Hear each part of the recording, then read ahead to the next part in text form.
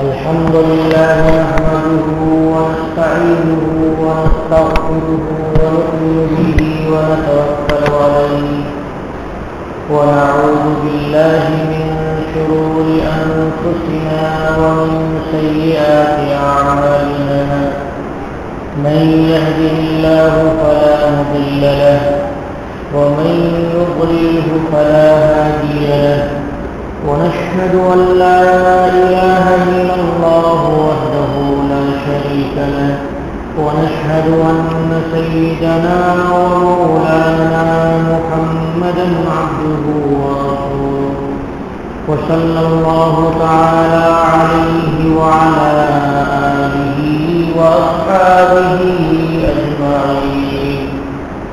أما بعد فأعوذ بالله من الشيطان الرجيم.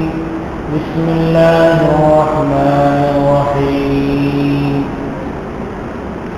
وإلى عاد تلك من أنباء الغيب نوحيها إليك ما كنت تعلمها أنت ولا قومك من قبل هذا فاصبر إن العاقبة للمتقين. وإلى عاد أخاهم هودا قال يا قوم اعبدوا الله ما لكم من إله غيره إن أنتم إلا مفترون.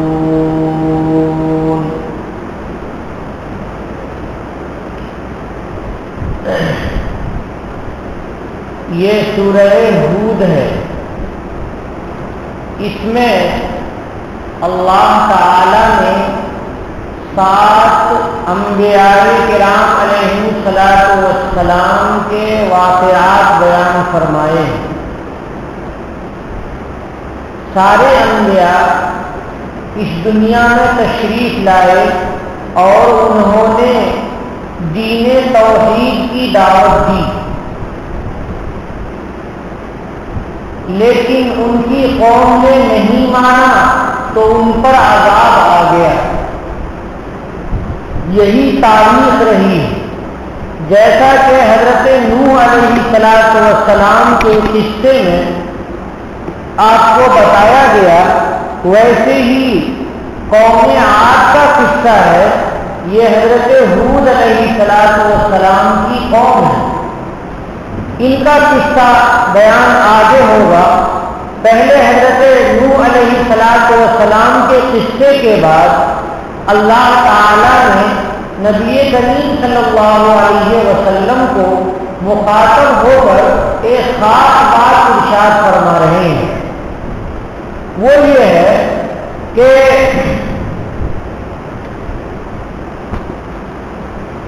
حضرت نوح علیہ السلام کا قصہ کسی کو معلوم نہیں تھا. عرب میں حضرت نوح علیہ السلام کے سلسلے میں کسی کو کچھ پتہ نہیں تھا. تو حضرت نوح کے بارے میں اتنی تفصیل سے خبر دینا اور پورے قصے کی باریکیوں کو بیان کرنا، یہ اس بات کی دلیل ہے کہ نبی کریم صلی اللہ علیہ وسلم اپنی طرف سے نہیں بتا رہے ہیں، کوئی بتانے والا ضرور ہے. اس لیے کہ حضور صلی اللہ علیہ وسلم تو مکہ مکرمہ ہی میں رہے، کہیں باہر گئے نہیں کہ لوگوں کے قصوں کو سنتے اور وہاں سے لا کر کے بیان کرتے. حضور تو مکہ ہی میں رہتے تھے اور حضور کی چلت پھرت محدود تھی، ملاقات بھی محدود تھی. لوگوں سے صرف اللہ واسطے ملاقات کیا کرتے تھے کہ اللہ والے بن جاؤ، اس کے علاوہ کوئی حضور کی ملاقات بھی نہیں تھی. تو اس سے یہ سمجھ میں آیا کہ حضور اپنی طرف سے نہیں بیان کر سکتے ہیں. اور اس سے یہ بات بھی سمجھ میں آئی کہ عرب میں کیونکہ کوئی جاننے والا نہیں تھا اس قصے کا، اس لیے کوئی بتا بھی نہیں سکتا حضور کو.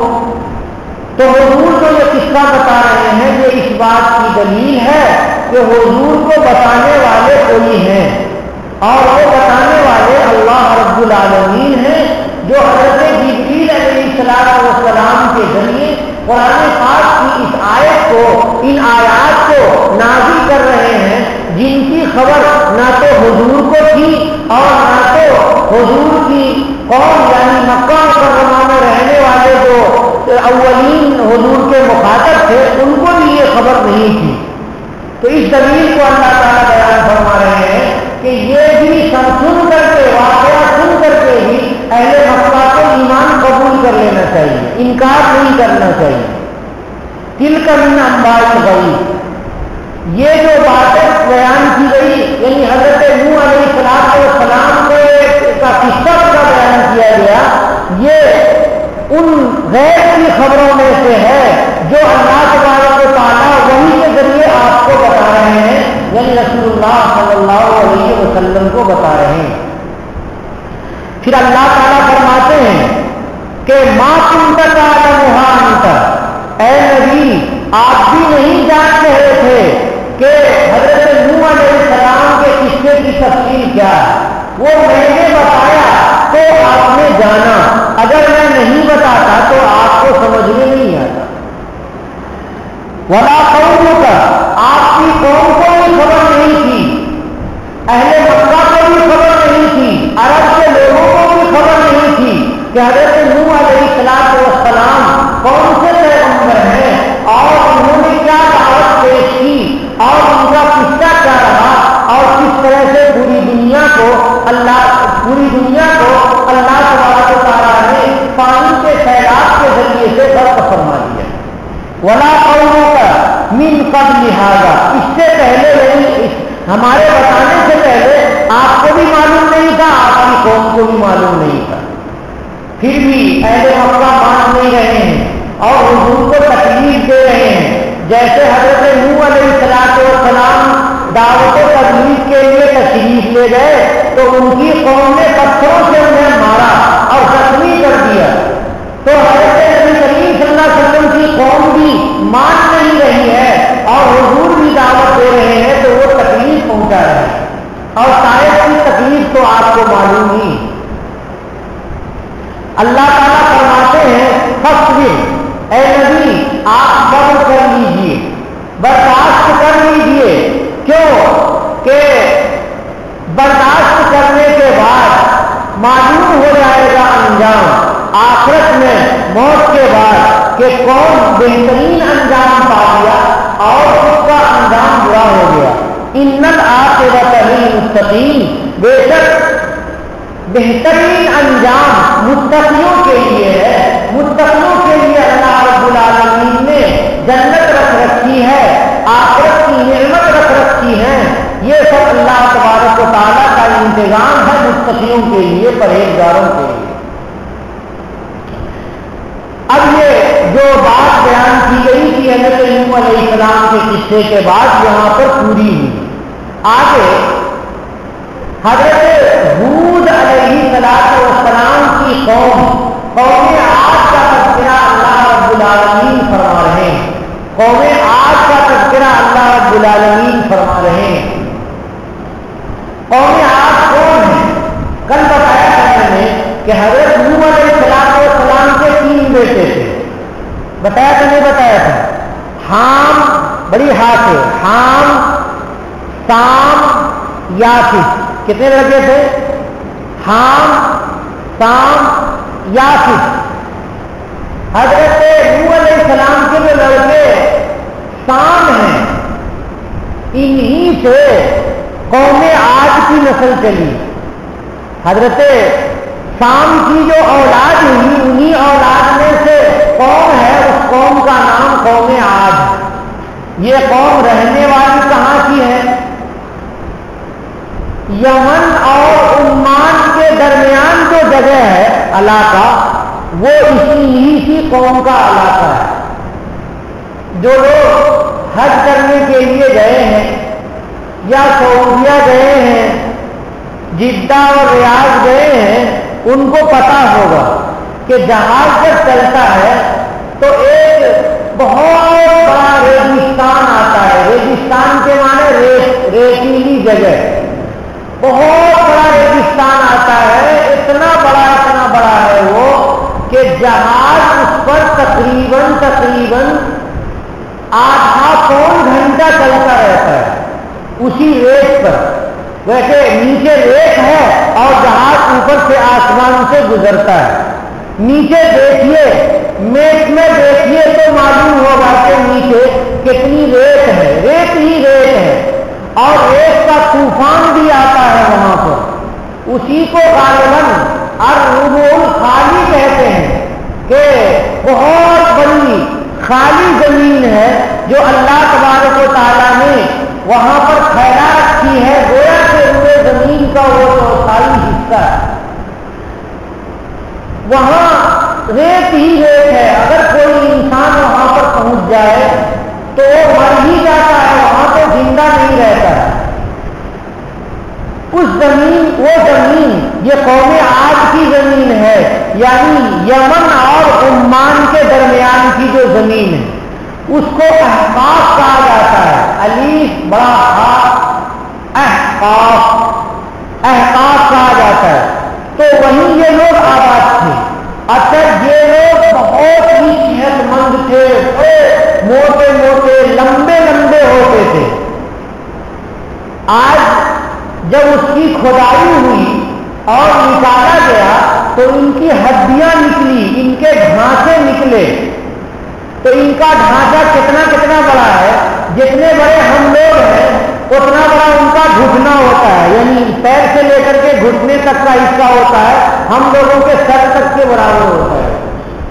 تو گویا کہ ہم لوگوں کے مقابلے میں تقریباً 4 گنا یہ لوگ بڑے ہوئے, 3, 4 گنا 5 گنا بڑے ہوئے.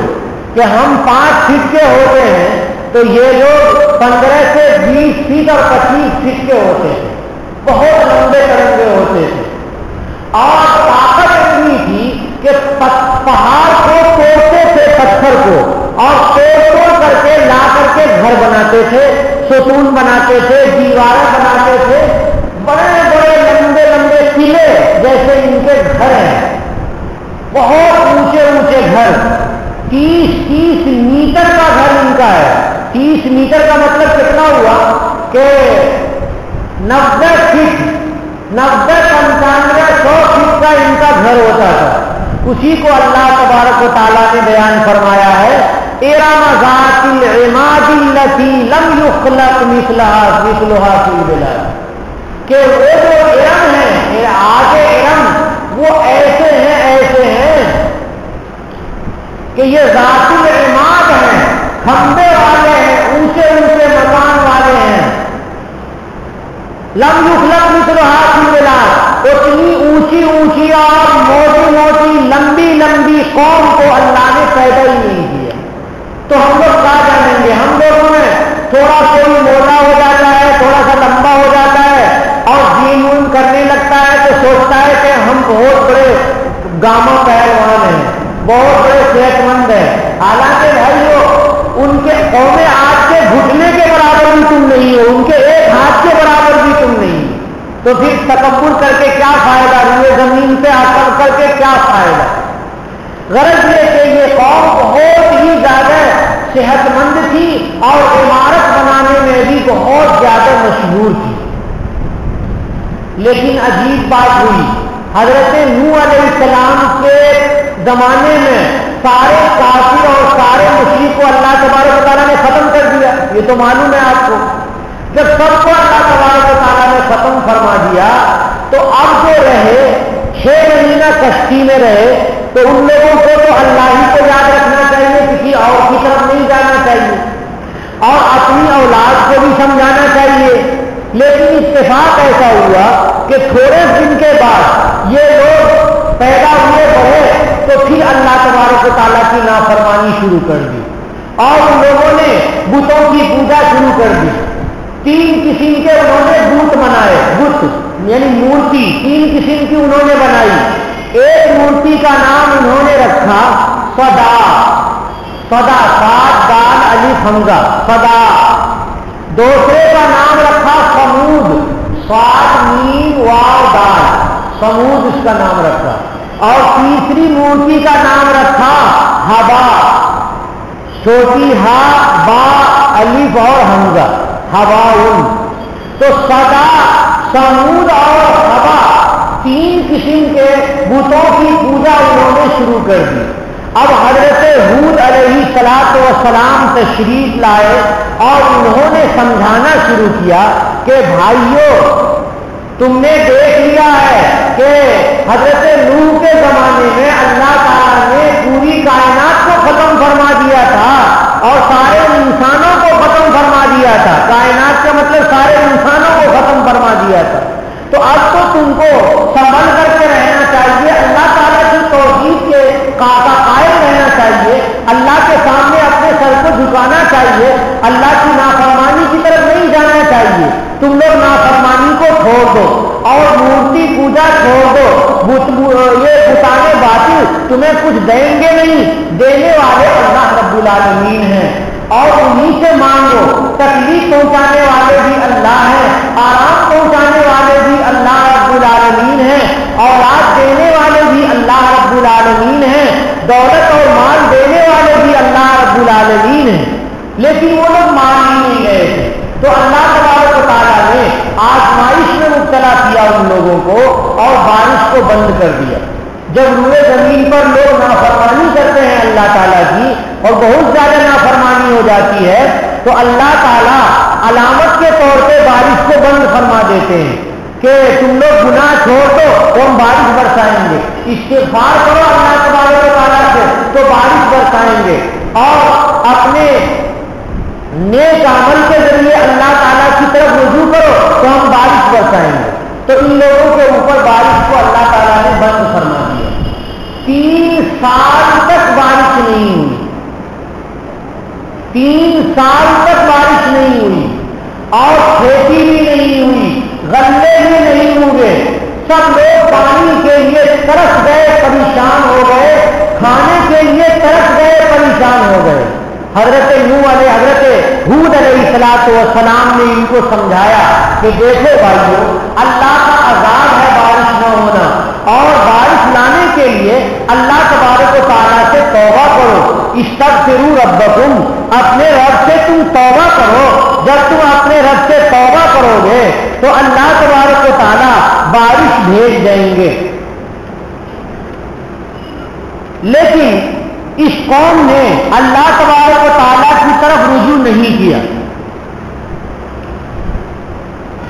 जब रुजू नहीं किया तो अल्लाह तबारक व तआला को गुस्सा आया, नबी के समझाने को नहीं माना तो अल्लाह तबारक व तआला को गुस्सा आया।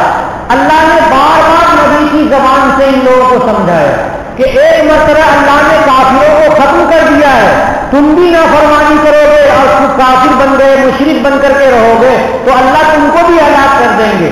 लेकिन एक मानते नहीं थे, एक बात मानते नहीं थे।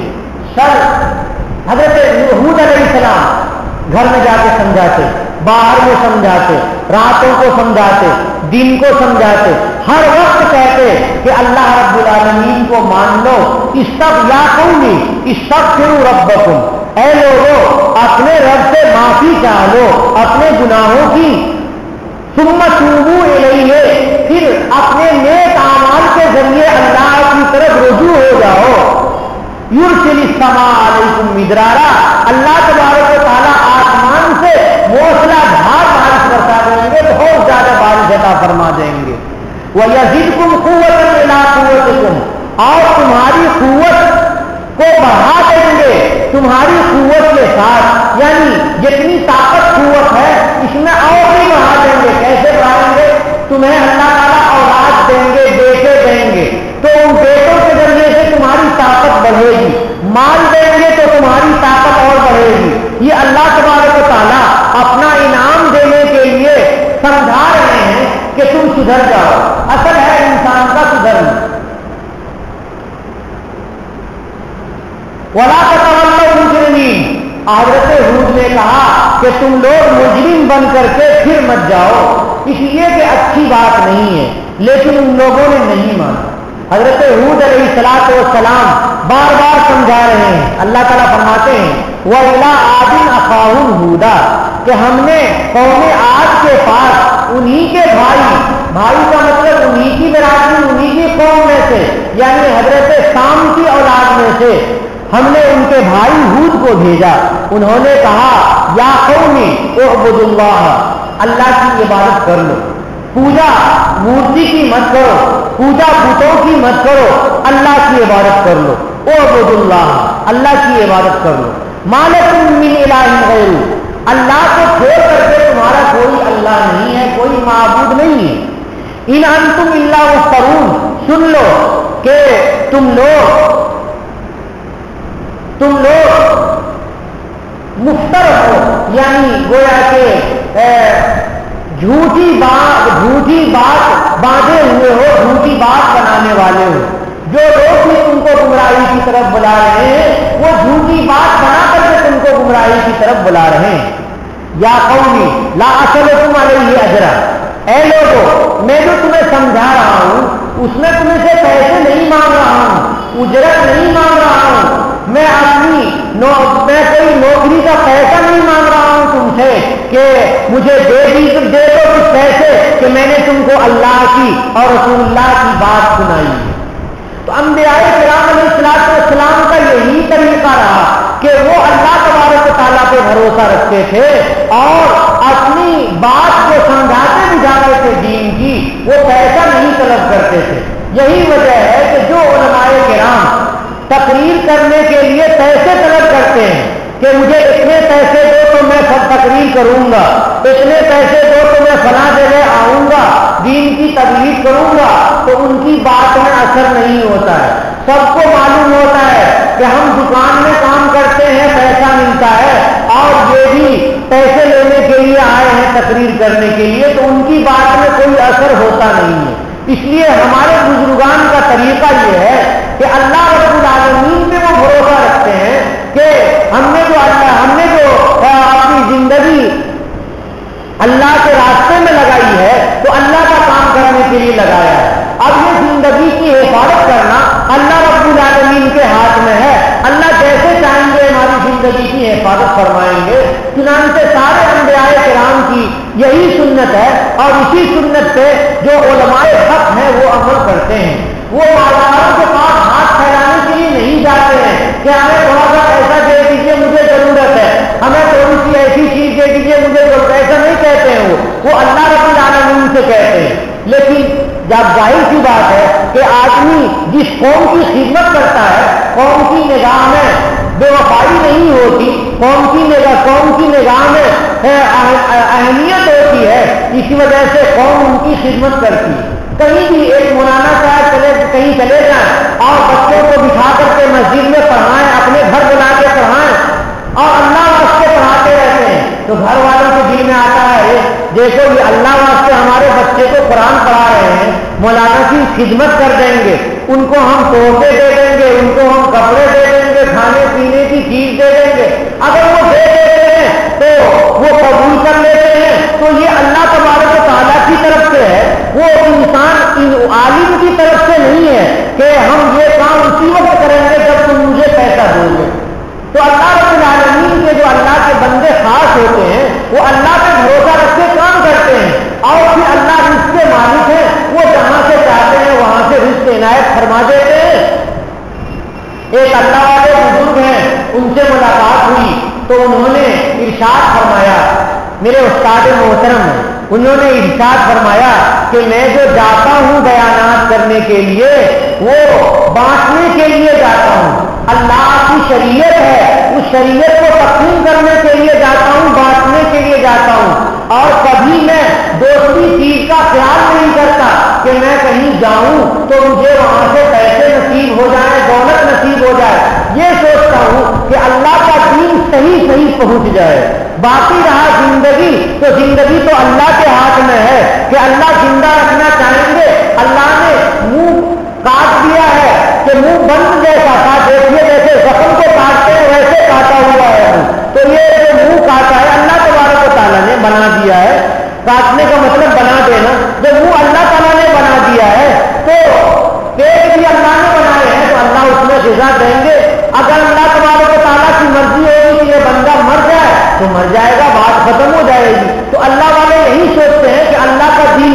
ہے. یہ بات میں اس لیے وضاحت سے کہہ رہا ہوں کہ علماء کرام بیانات کے لیے تشریف لاتے ہیں تو مالدار قسم کے جو لوگ ہوتے ہیں وہ اپنے گھر میں سوئے رہتے ہیں. وہ سوچتے ہیں کہ ارے جانے تو یہ اپنے پیسے ویسے وصول کرنے کے لیے گا بجا کر کے پیسے وصول کرنے کے لیے آئے. بھائیوں ایسی بات نہیں سمجھنا چاہیے. یہ تصور جس دن ہو گیا اس دن ہلاک ہو جاؤ گے. اسی دن اللہ تعالیٰ دین کو سلب کر لیں گے, خلوص اور الہیت کو سلب کر لیں گے. اس لیے ایسا خیال نہیں کرنا چاہیے. یہ خیال کرنا چاہیے کہ ہم مسلمان ہیں اور اللہ کے دین کو جاننے والے عالم صاحب آئے ہیں تو ان کی مجلس میں جائیں گے کہ کچھ ہمیں حاصل ہو جائے گا. حاصل کرنے کے لیے جائیں کا ارادہ کر کے جائیں گے تو فائدہ ہوگا, ورنہ فائدہ نہیں ہوگا. جیسے کہ ان علماء سے لوگوں کا فائدہ نہیں ہوتا ہے جو پیسے متعین کر لیتے ہیں کہ آپ ہمیں اتنے پیسے دو گے تو میں آؤں گا اور بیان کروں گا. ان کے بیان سے کوئی فائدہ نہیں ہوتا ہے. میں بھی آپ لوگوں سے جو بیان کر رہا ہوں وہ اس لیے نہیں کہ آپ سب لوگ مجھے پیسے دے دیجیے اور پیسے لا کر کے دے دیجیے. ایسا تصور آپ ہرگز نہیں کریں گے. اللہ تعالیٰ کا دین ہے اور قرآن ہے, یہ اللہ تعالیٰ خدمت لے رہے ہیں, یہی بہت بڑی بات ہے. اور یہ خدمت اگر آپ تک پہنچ گئی اور آپ کے دماغ میں کوئی بات یاد رہی, عمل کر لیا تو اس میں میرا بھی حصہ ہوگا اور آپ کے عمل کا ثواب مجھے بھی ملے گا. اور دنیا میں تو اللہ جس کو چاہتے ہیں قسمت سے دنیا عطا فرما دیتے ہیں. میرے اللہ کے پاس بھی بہت بڑا خزانہ ہے, وہ کہیں سے بھی ہمیں عنایت فرما دیں گے, وہ اس مالک کی مرضی. تو فرمایا حضرت ہود نے یا قومی لا اسألکم علیہ اجرا, اے لوگوں میں اس پر کوئی اجرت طلب نہیں کر رہا ہوں, توحید کی دعوت پر اور تبلیغ پر کوئی اجرت طلب نہیں کر رہا ہوں. ان اجری الا علی الذی فطرنی, سنو میری اجرت تو اس ذات کے ذمے ہے, میری اجرت تو اس ذات کے ذمے ہے جس ذات نے مجھے پیدا کیا. کون ہے وہ ذات؟ اللہ. اللہ ہی رازق ہے, اللہ ہی رزاق ہے, اللہ ہی رب ہے. تو اسی ذات کے اوپر ہے جس نے مجھے پیدا کیا ہے. فطرنی, جس نے مجھے پیدا کیا ہے وہ فاطر ہے. فاطر کے معنی پیدا کرنے والا. افلا تعقلون, اے لوگوں عقل سے کام نہیں لے رہے ہو, عقل کو استعمال نہیں کر رہے ہو. یہ ساری تقریر حضرت ہود نے قوم عاد سے کی. قالوا یا ہود ما جئتنا ببینۃ, اب یہ نبی ہیں, خوب تقریر کر کے سمجھا رہے ہیں اور دلیل دے کے سمجھا رہے ہیں, مگر کافر کہتا ہے کہ کوئی دلیل ولیل نہیں دے رہے ہو, ویسی تمہاری باتیں ہلکی پھلکی ہیں. ان لوگوں نے کہا اے ہود, یعنی ہود علیہ السلام, ما جئتنا ببینۃ, تم ہمارے پاس کوئی دلیل لے کر کے نہیں آئے ہو. وما نحن بتارکی آلہتنا عن قولک, اور تمہاری بات کی وجہ سے میں اپنے معبود کو چھوڑوں گا نہیں. ہم اپنے معبود کو چھوڑیں گے نہیں تمہاری بات کی وجہ سے کہ تم کہتے ہو کہ معبود باطل کو, بتوں کو چھوڑ دو, اللہ کی عبادت کرو, تو ہم لوگ نہیں چھوڑیں گے. اس کے بعد کہہ رہے ہیں وما نحن لک بمؤمنین, اور ہم تم پر ایمان بھی نہیں لائیں گے. اس طرح سے صاف صاف انکار کر رہے ہیں وما نحن لک بمؤمنین, اور ہم تم پر ایمان بھی نہیں لائیں گے. اس کے بعد یہ کہہ رہے ہیں کہ ایسا لگ رہا ہے کہ بتوں نے تم کو کوئی تکلیف پہنچا دی ہے, تم بتوں کے خلاف بولتے ہو.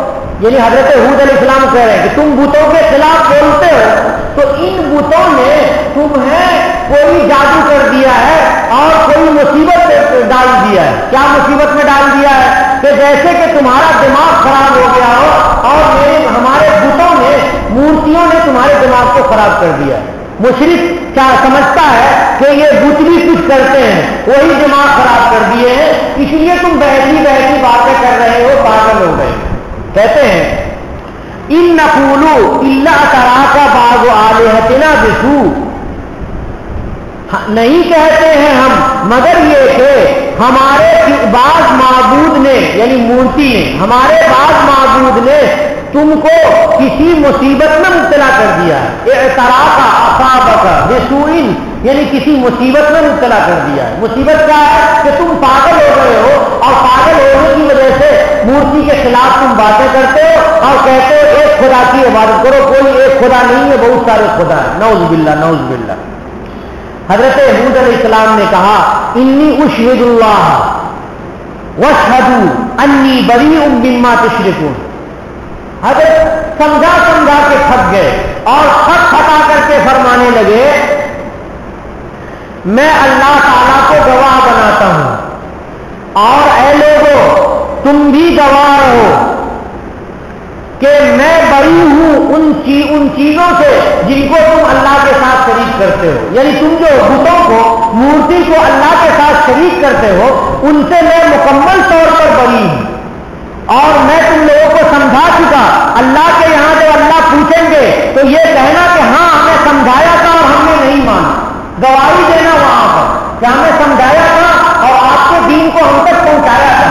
لیکن کفار جھوٹ بولیں گے قیامت کے دن اور کہیں گے ہمیں کسی نے نہیں سمجھایا تاکہ ان کو وہاں پر نجات مل جائے. تو اللہ تبارک و تعالیٰ کہیں گے کہ اچھا نہیں سمجھایا تھا. قرآن پاک پڑھنے والے حضرت نبی کریم صلی اللہ علیہ وسلم کی امت کو کھڑا کر دیں گے اور کہیں گے گواہی دو. تو امت کہے گی کہ اے اللہ آپ نے سچے نبی کے واسطے سے جو کتاب بھیجی تھی ہم لوگوں کو، اس کتاب میں لکھا تھا کہ حضرت ہود علیہ السلام نے آپ کے دین کو ان لوگوں تک پہنچایا تھا، قوم عاد تک پہنچایا تھا دین کو، اور یہ لوگ جھوٹے ہیں، تب ان لوگوں کو سزا ہوئی.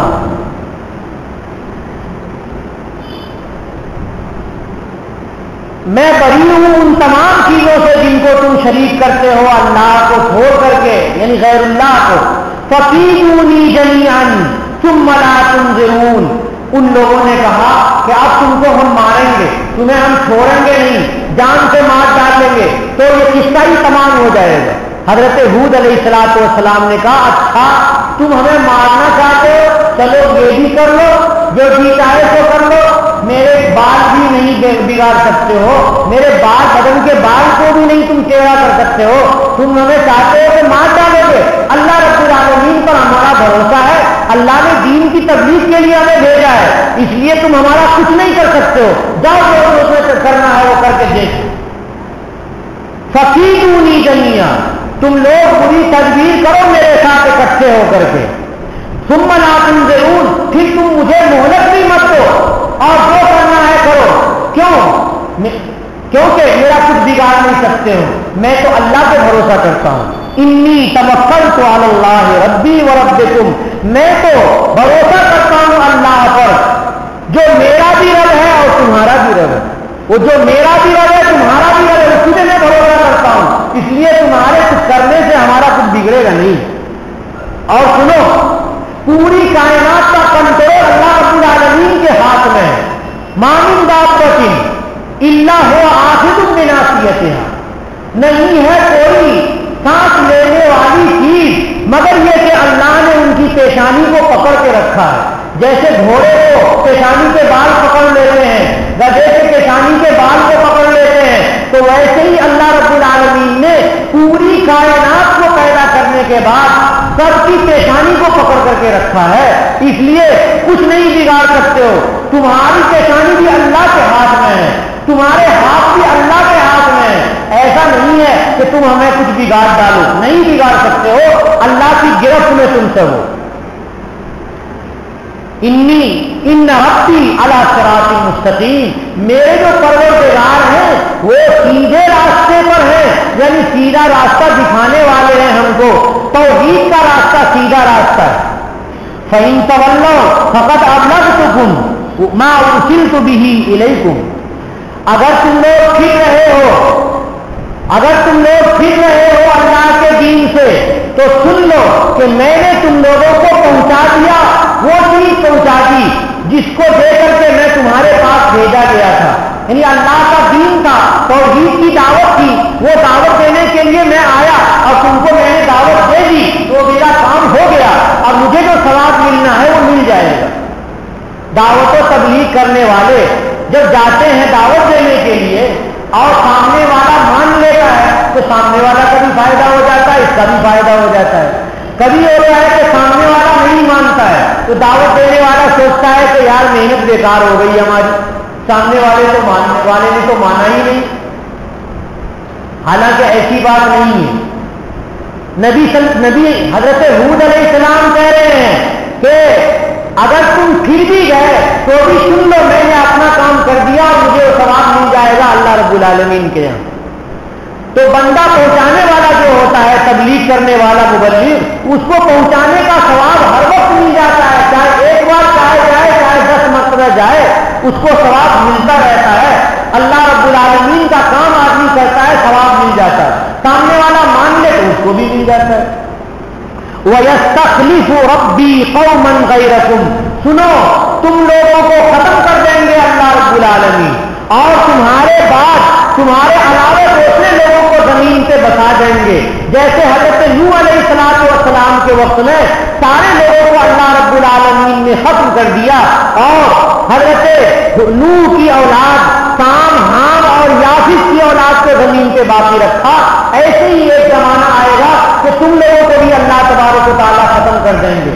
وہ لوگ کہتے ہیں ارے ہم تو پہلوان ہیں، 30 فٹ کی اونچائی ہے ہماری، اور ہم تو بڑے بڑے پتھر اٹھا لیتے ہیں، پہاڑ کو توڑ دیتے ہیں، ہم بھی ہلاک ہو جائیں گے. کہتے ہیں اللہ تبارک و تعالیٰ لا تضرونہ شیئا، کہ تم لوگ اللہ کو کچھ بھی تکلیف نہیں پہنچا سکتے ہو، تم لوگ اللہ کو کچھ بھی تکلیف نہیں پہنچا سکتے ہو، اپنا بچاؤ بھی نہیں کر سکتے ہو.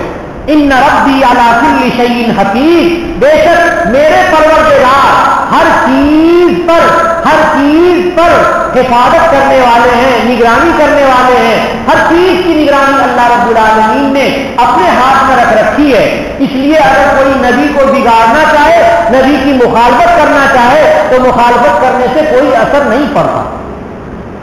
وَلَمَّا جَاءَ أَمْرُنَا نَجَّيْنَا هُودًا وَالَّذِينَ آمَنُوا مَعَهُ بِرَحْمَةٍ مِنَّا، اور جب ہمارا معاملہ آ گیا، ہمارا حکم آ گیا، یعنی عذاب آ گیا.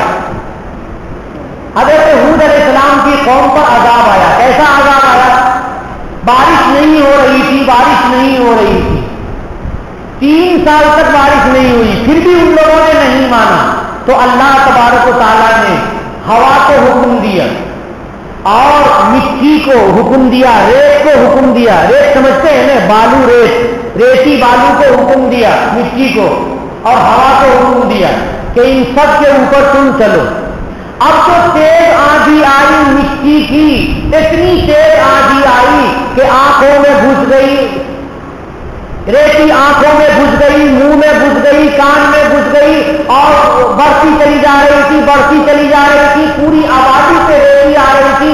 ہوتے ایسا ہو گیا کہ جتنے لوگ تھے سب ریت کے نیچے چلے گئے. اور بھی جب ریتی آئی تو آتے اس کے جو مکانات تھے وہ سب بھی ریت کے نیچے چلے گئے. اور بھی ریتی آئی تو بہت اوپر ہو گئے. اور آج جا کر کے آپ دیکھیں گے تو پورا کا پورا میدان ہوائی جہاز چلتا ہے آدھا پون گھنٹہ اس کے اوپر. اندازہ یہ ہے کہ تقریباً 600-800 کلومیٹر ہے. 1 گھنٹے میں ہوائی جہاز 1000 کلومیٹر چلتا ہے. غلط بتایا میں نے، یعنی 6000-7000 کلومیٹر. استغفر اللہ. 1 گھنٹے میں ایک ہوائی جہاز 1000 کلومیٹر چلتا ہے، تقریباً 900 یا 1000 کلومیٹر. تو اس پر جو چلتا ہے آدھا پون گھنٹہ، تو اس سے اندازہ لگائیے کہ تقریباً 400-500 کلومیٹر تو یقینی طور پر ہے کہ جس میں اللہ تعالیٰ کا یہ طوفان آیا ہوا ہے. آج کل تحقیق کا زمانہ ہے، لوگ بہت ٹیکنالوجی میں بڑھے ہوئے ہیں اور معلومات کرنے میں بڑھے ہوئے ہیں.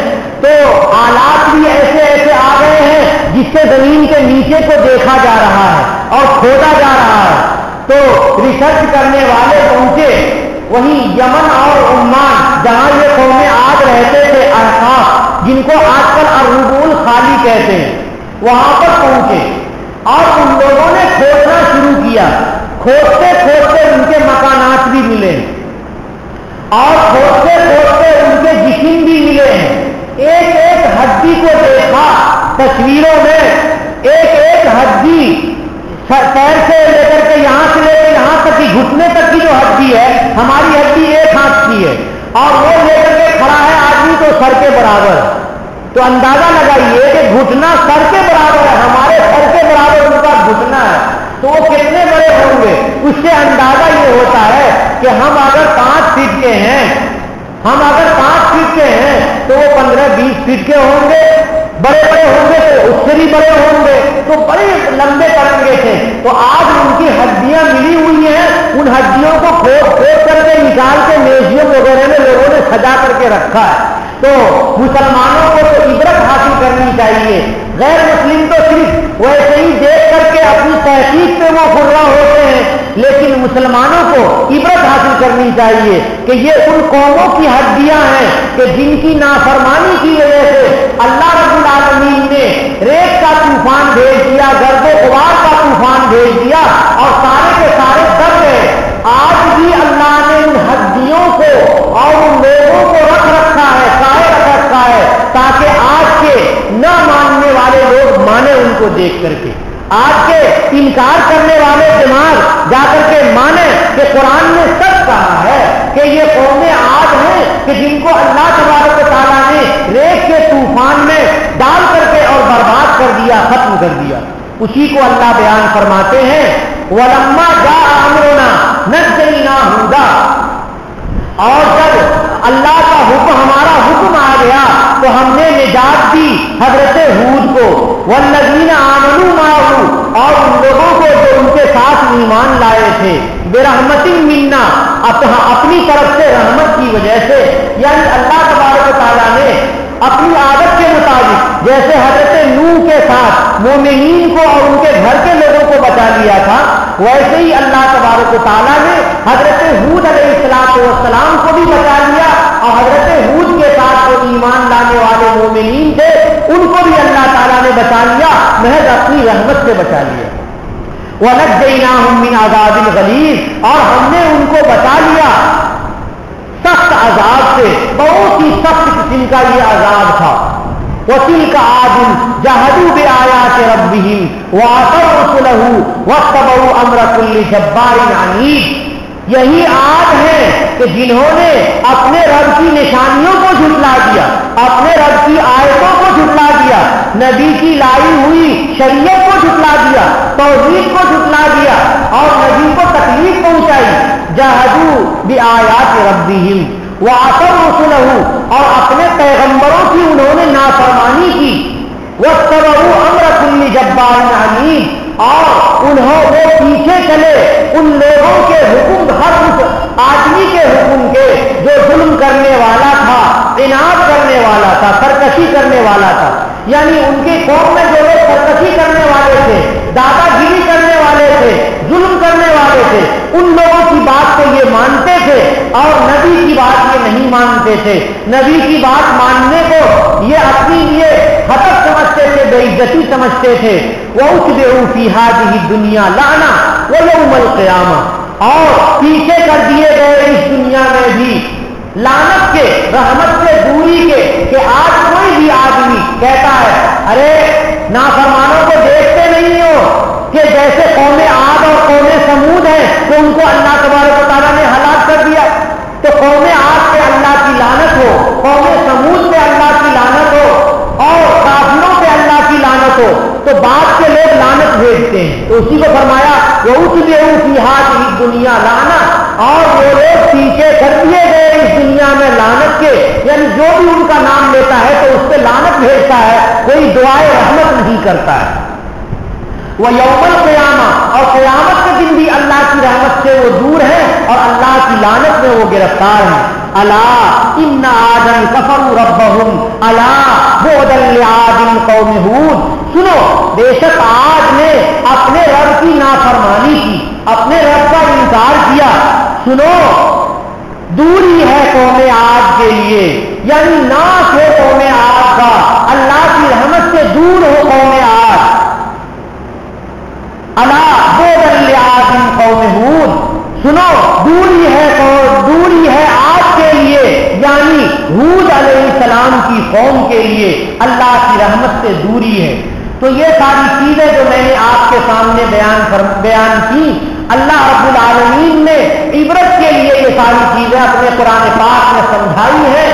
اللہ تبارک و تعالیٰ انبیاء کرام علیہ الصلوۃ والسلام کی زندگی سے عبرت لینے کی توفیق عطا فرمائیں اور ہمارے ایمان کو اللہ تعالیٰ مضبوط فرمائیں کہ کامیابی صرف ایمان میں ہے اور صرف اللہ کے ماننے میں ہے۔ کامیابی دنیا میں نہیں ہے، روپے پیسوں میں اور مالداری میں کہیں پر کامیابی نہیں ہے۔